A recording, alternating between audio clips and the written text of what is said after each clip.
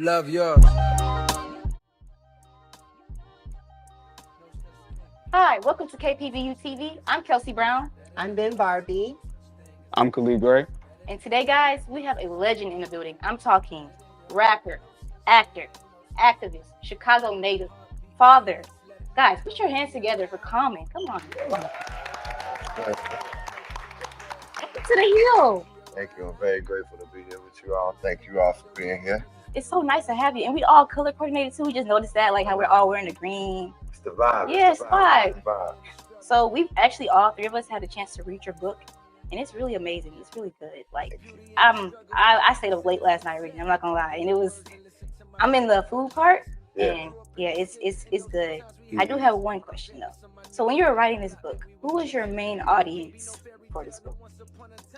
But my main audience, I like to create art and work that can hit multiple layers of people. Like, I don't always say it's only should hit this specific group, but I was thinking, about Black people, Black and brown people, thought about Black men, but I, at the same token, wanted it to reach all over the world because it's like I wanted to touch people, and I believe that the work that I do should be in alignment with God's purpose for me, and that purpose doesn't only stand with one nationality. Though I always got to make sure my people are all right. So this was one of the ways to do it, and I'm glad you asked that question too, because I didn't know that it would connect with younger people the way it is. Like the way Ben just told me, I really like the book, like this book,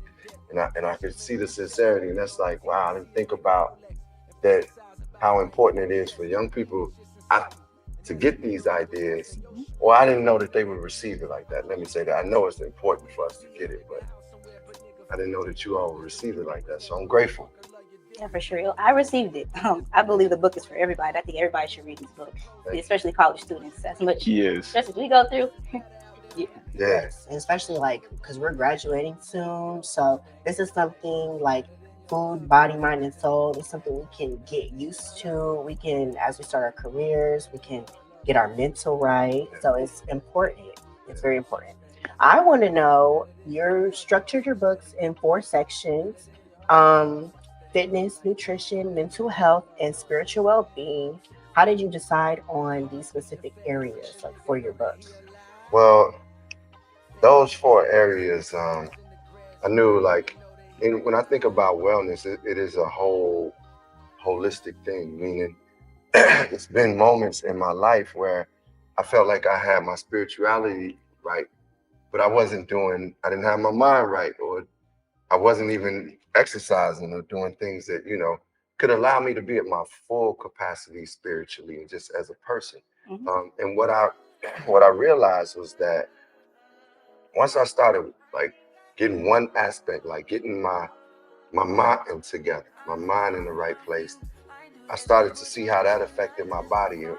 But it was like getting them all in alignment made me feel my most powerful and most bright and most happy in my highest self.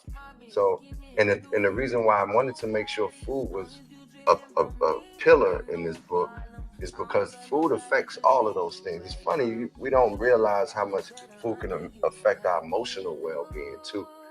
And it definitely affects our minds.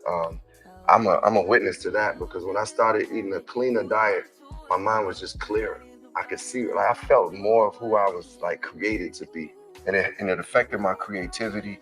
It affected obviously my energy and the way I could work out, do everything. So I wanted to include that too. So that's why I had 4 pillars, because the mind, the body, the soul, and the food.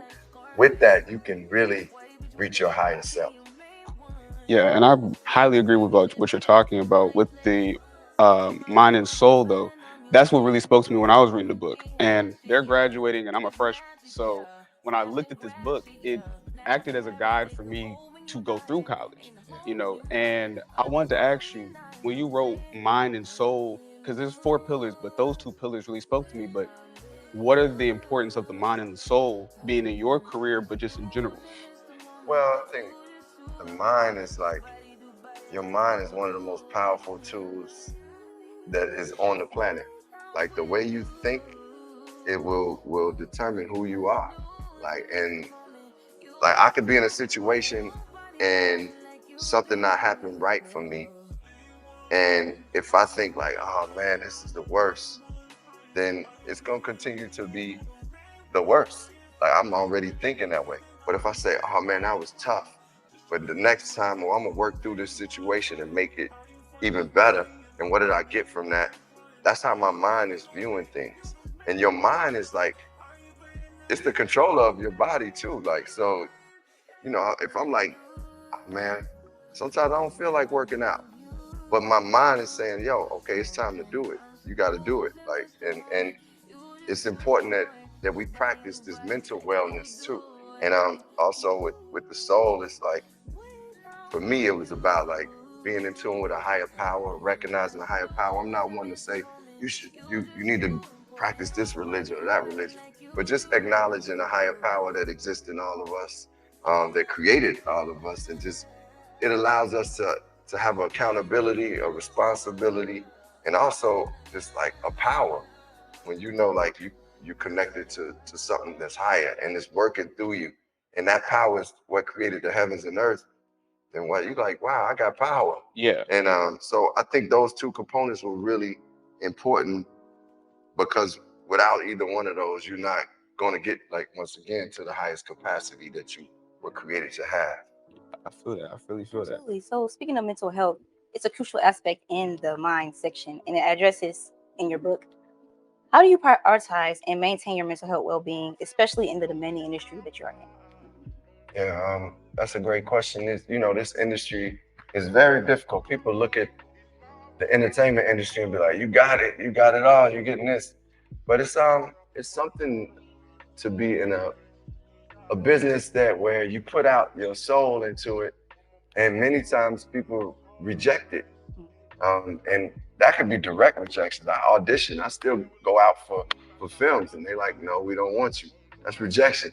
And you gotta like really have your self-love and self-confidence together and belief in yourself of your overall purpose and who you are. Because that one audition or one job or one, situation that doesn't pan out for you, that can be the determinant of what you think of yourself.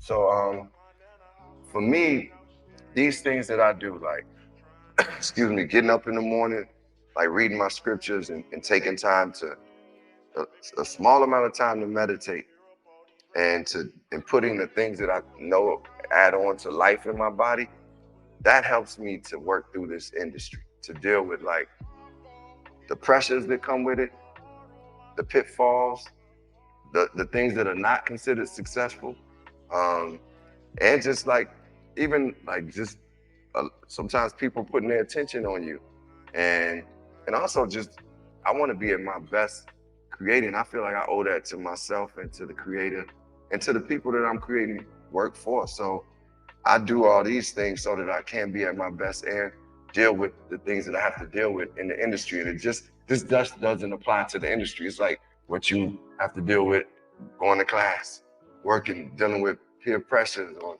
social media, people lashing out at you. All those things, it's like the stronger we build ourselves up, the less effect those negative forces have on us. And it's like once you start functioning on a higher vibration, some of that talk don't even get to you. It's almost like they speaking another language. It's below you. It's like, that don't even work no more. That was really beautiful, well said. Man, Common, I wish we can talk to you longer. We have so many questions, but we have to wrap it up right here. Thank you so much for coming down here and spending time to talk to us. This is really huge. Like, it's a legend in the building, y'all. Really? Come on, let's clap it up for him. Thank you.